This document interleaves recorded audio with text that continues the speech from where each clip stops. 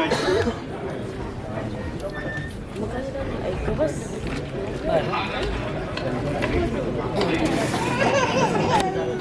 रफी साहब के बारे में एक शेर है मेरे पास, सुनना चाहेंगे? क्या बात है। उसकी शख्सियत ही कुछ ऐसे थी, उसकी शख्सियत ही कुछ ऐसी थी कि अगर दिल न देता तो जान से जाता। खोया खोया चांद, खोया खोया चांद, I'll see that। कैसे तुमको भी कैसे नींद आएगी। ओ हो खोया खोया चांद, खुला आसमां, आंखों में सारी रात जाएगी।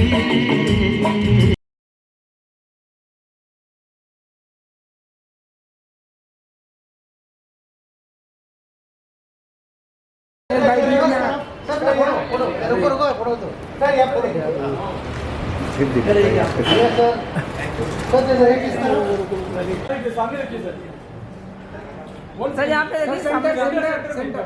हाँ, लोग मिला नहीं इसके लिए। Thank you so much, thank you so much. चलो अभी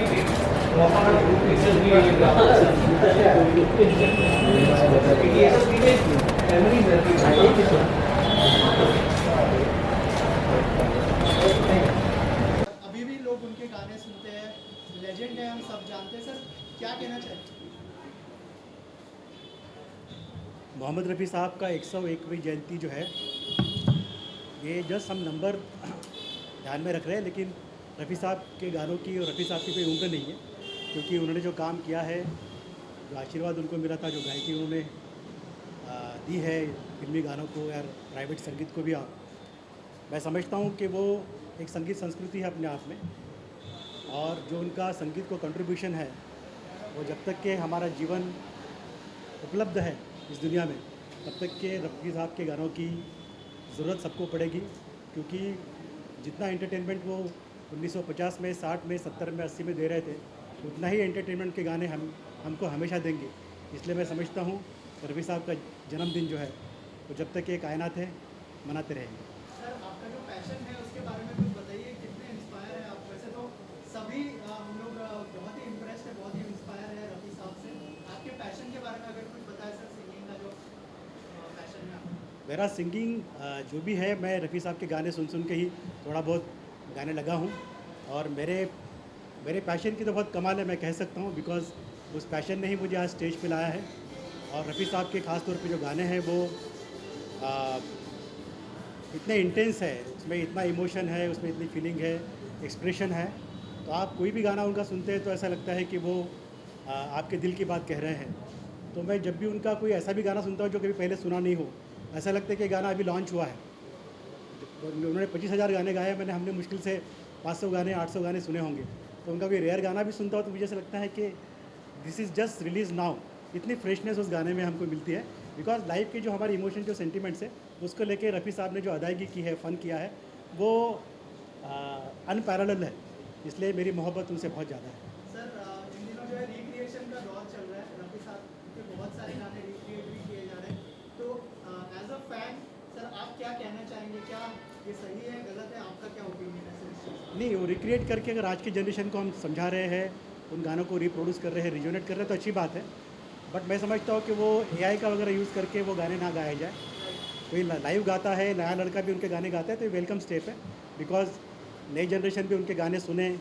संगीत में जो गंभीरता है, जो सीरियसनेस है, वो रफ़ी साहब के गाने सुनने से आपको आएगी, सुनने वालों को भी, गाने वालों को भी। तो मैं समझता हूँ कि रिक्रिएट करना भी अच्छी बात है, बट उसके साथ ज़्यादा छेड़छाड़ ना करें। सर रूने रफ़ी के बारे में अगर कुछ बताएं कि कैसे ये थॉट आया, कैसे आइडिया आया, अगर उस बारे में कुछ शेयर करें आप। ये रूहे रफ़ी टाइटल जो है, मैं और मेरी मिसेस भावना ठाकरे जी ने कॉइन किया था, बिकॉज उसको लगता है, मैं गुनगुनाता हूँ, उसको लगता है कि ये रफ़ी साहब के रूह की वजह से गाते हैं, क्योंकि मैं ट्रेंड सिंगर नहीं हूँ, तो उनका एक्सप्रेशन पार्ट को मैं समझ के गाता हूँ, तो मैं उनके रूह का आशीर्वाद लेके गाता हूँ, इसलिए रूहे रफ़ी ये टाइटल इस प्रोग्राम को दिया है। आपने देखा होगा कि मैं गाना जो गा रहा हूँ तो एग्जैक्ट गा नहीं पाता हूँ क्योंकि उतनी काबिलियत नहीं है, तो लिमिटेड एबिलिटी में उनकी रूहों का आशीर्वाद लेके मैं गाता हूँ, इसलिए रुहेर रफ़ी इसका टाइटल है। सर कितना प्राउड फील कर रहे हैं कि उनकी उनके जो गानों को है वो आपको प्रेजेंट करने का मौका मिल रहा है स्टेज पे। मैं बहुत ही खुशनसीब हूँ, मैं समझता हूँ कि उनका मुझे डायरेक्ट आशीर्वाद है और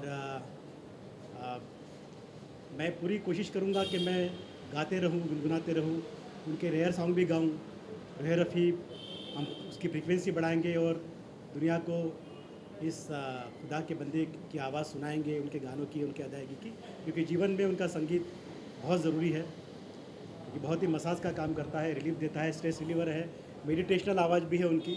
हर तरह का गाना, पैट्रियोटिक हो, डिवोशनल हो, रोमांटिक हो, दोस्ती का हो, जुदाई का हो, दर्द का हो, हर गाना, हर इमोशन उन्होंने बहुत अच्छे से गाया है। तो मैं कोशिश करता हूँ कि उनका हर इमोशन में गाऊँ, तो मुझे बड़ा फ़क्र होता है अंदर से।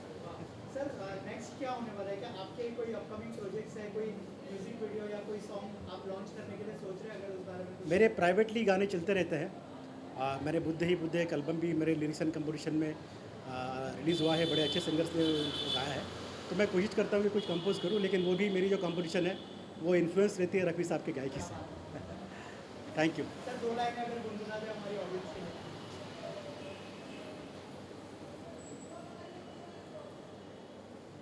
कितना प्यारा वादा है इन मत वाली आँखों का, इस मस्ती में सूझे ना क्या कर डालो हाय, मोहे संभाल ओ साथिया,